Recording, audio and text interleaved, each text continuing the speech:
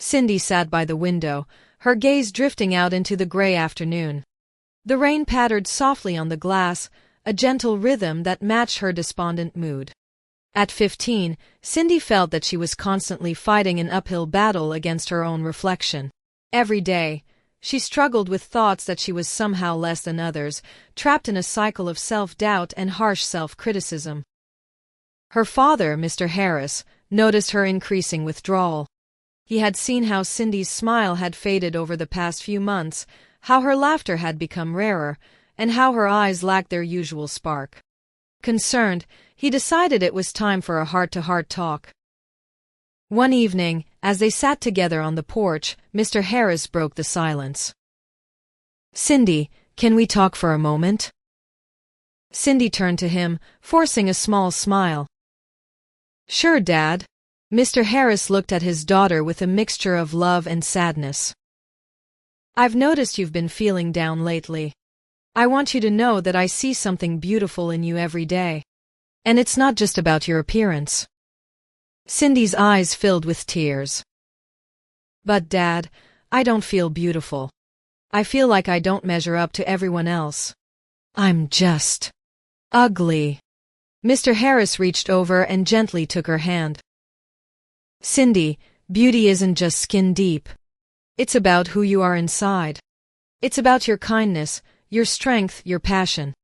Those are the things that make you truly beautiful. But what if no one else sees it?" Cindy asked, her voice trembling. He smiled softly. "It doesn't matter if others see it or not. What matters is that you see it in yourself. Each person is unique, and everyone has something special to offer the world. It's not about fitting a mold, it's about embracing who you are and being proud of it." Cindy looked down, struggling to absorb his words. "I don't know if I can." "You can," Mr. Harris said firmly. "And you will. It starts with believing in yourself. Think about what makes you happy, what you're good at. Focus on those things, and let them help you see yourself in a different light." The conversation left Cindy deep in thought.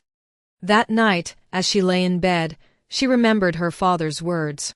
Slowly, she began to shift her focus away from her perceived flaws and toward the things she enjoyed. She loved painting, and she realized she hadn't picked up a brush in weeks. So, she decided to start again. The next morning, Cindy set up her easel and began to paint. As she lost herself in the vibrant colors and swirling patterns, she felt a sense of peace she hadn't felt in a long time. For the first time in ages, she wasn't consumed by self-criticism, she was simply creating. As weeks went by, Cindy began to embrace more aspects of herself. She joined a local art class and met new friends who shared her interests. They admired her work and encouraged her, helping to bolster her confidence. She started volunteering at a community center, where her kindness and enthusiasm were appreciated by many. With each new experience, Cindy felt her self-worth growing.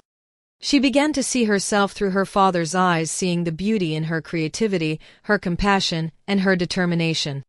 Slowly but surely, the negative thoughts that had once dominated her mind began to recede. One day, while walking with her father in the park, Cindy noticed a couple of kids admiring a painting she had recently done. Their genuine interest made her heart swell with pride.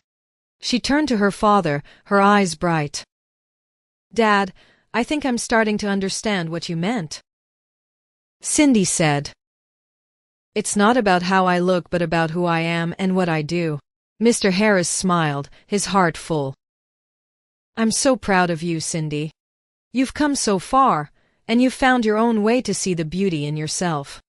Remember, you're never alone in this journey. I'm always here to support you."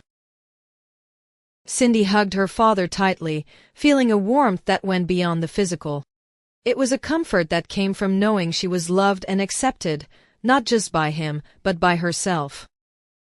As the seasons changed and the rain turned to sunshine, Cindy continued to flourish.